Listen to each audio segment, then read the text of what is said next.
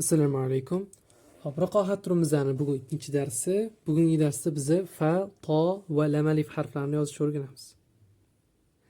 Agar siz ba harfini ostini yaxshi o'xshata olgan bo'lsangiz, fa harfini o'xshatish oson bo'ladi inshaalloh. Hop, bismillah. Ko'zini yozib olamiz tepadan. Xuddi shu tarzda va ostiga ba harfini qiyaroq qilib joylashtiramiz. Xuddi shu shaklda bo'ladi. Fa harfi. Qarang, bitta yozib ko'rsatganimda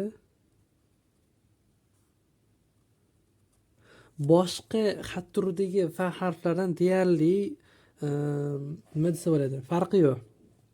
Ikkita kategoriyaga sig'adi. Muhimini bilishimiz kerak. Mana bu yerda yozilganda katta dumalovchi bor bo'tdi. Bu yoqda o'sha yo'q, mana bu kichkina bo'lib ketib qoldi. Farqi shu, ya'ni qiyaroq holatda bo'lishi kerak. Tochkasi ham bir nuqta tepaga qo'yiladi. Hop, to harfimiz maksimal, ya'ni juda ham kichkinaroq bo'ladi. Ya'ni boshqa xat turlarimizdan ko'ra, qarang, bitta kategoriyaning ichiga ko'zini sig'dirishga harakat qilamiz, qarang. Bu ko'zi. Buni yana ham ingichka qiling, yana ham kichkinaroq qilib yozsangiz bo'ladi. Misol uchun xuddi shu shaklda yozsangiz ham bo'ladi.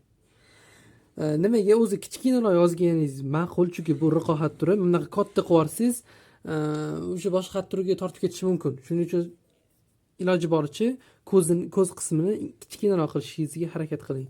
Keyin alif qanaqa qo'yiladi? Bizning alifimiz bir katta edi. Mana shunday. TRT emas bo'lishi kerak. TRT emas, to harfining ustiga alif harfini qo'yamiz.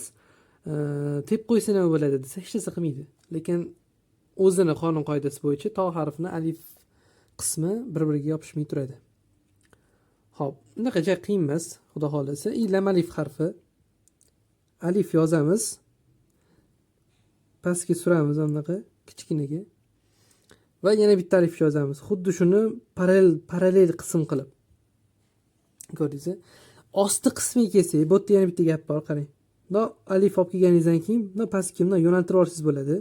Keyin bitta alif qo'shib qo'yasiz. Bu bizda lam alif harfi hosil bo'ladi. Lam alif xirib qopti. Lam alif bo'ladi. Ya'ni mana ost qismini aytayapman.